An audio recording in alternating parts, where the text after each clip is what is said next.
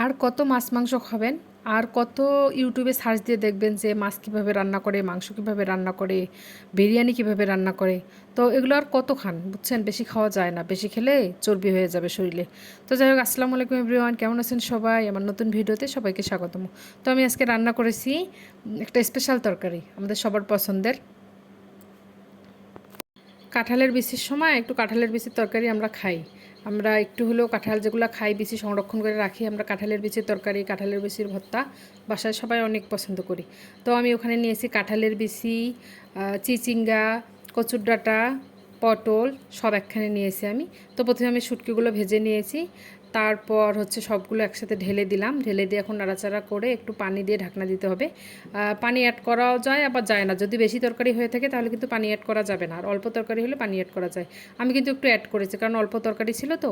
আর এগুলো তরকারি না বেশিও ভালো লাগে, আবার অল্প হলে কি ভালো হয়, অল্প হলে বেশি নাকি টেস্ট হয়। তো যাই হোক, আমি রান্না বসিয়ে দিয়ে একটু পানি দিয়ে আমি হচ্ছে বাইরে গেলাম, একটু বাইরে ভিডিও করে নিচ্ছিলাম। আকাশটা কি সুন্দর লাগছিল, একদম ঝকঝকা। তো কাঁঠাল গাছটার ভিডিওই নিলাম আগে। যদিও আমি রোজা আছি, কিন্তু কাঁঠাল গাছের দিকে তাকাচ্ছি যে কাঁঠাল পেকেছে কিনা। কাঁঠাল কিন্তু আমার একটা পছন্দের ফল। আর এদিকে হাঁসগুলো কি সুন্দর সাঁতার কাটতেছে, তো আমি ওদেরকে ভিডিও করে নিচ্ছিলাম। আর আমি যেতেই ওরা কিন্তু পালিয়ে যাচ্ছে একটু শব্দ পেতে। হাঁস কিন্তু আসলে খুব ভীতু হয়। তো যাই হোক, এদিকে চলে আসলাম, দেখতেছি যে পানিও অনেকটা কমে গেছে। এসে তরকারিটা একটু ভুনা করে নেবো, বেশি কিন্তু নাড়া যাবে না, বেশি নাড়তে গেলে সব কিন্তু ঘেটে যাবে। তাও কিন্তু আমার তরকারিটা আজকে একটু ঘেটে গিয়েছে, তাই অল্প অল্প করে নাড়তে হবে। আর কাঁঠালের বিচিটা কিন্তু একটু বড় বড় করে দিয়েছি এর জন্যই, যাতে ভেঙে না যায়। তো যাই হোক, এভাবেই আমার তরকারিটা হয়ে গেল। তরকারিটা পানি কমিয়ে আসলে যখন তেল বের হবে আপনারা নামিয়ে নেবেন। যদি কেউ চায় পানি অ্যাড করবেন, না হলে করবেন না। আমি যেভাবে রান্না করেছি সেভাবে দেখালাম। আমি তো আগেই বলেছি আমি কোনো রেসিপি আপনাদের সঙ্গে শেয়ার করতেছি না, আমি যেভাবে খাই যেভাবে করি সেভাবে আপনাদের সঙ্গে শেয়ার করা। আর এদিকে হচ্ছে একটু ঢেঁড়স ভর্তা করে নেব।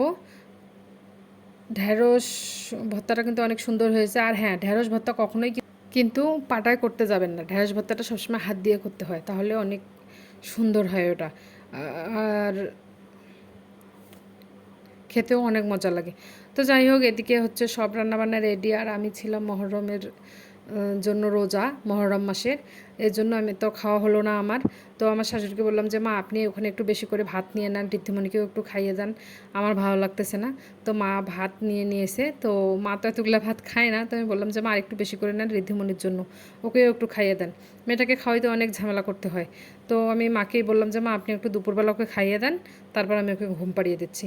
তো মা একটু বেশি করে ভাত তরকারি নিয়ে নিয়েছে, ওরা দাদি নাতনি মিলেই খাবে। তো মা বললো যে এরকম তরকারি হলে আর কিচ্ছু লাগে না আমার। তো যাই হোক, আজকে এ পর্যন্তই। সবাই ভালো থাকবেন, সুস্থ থাকবেন, আল্লাহ হাফেজ।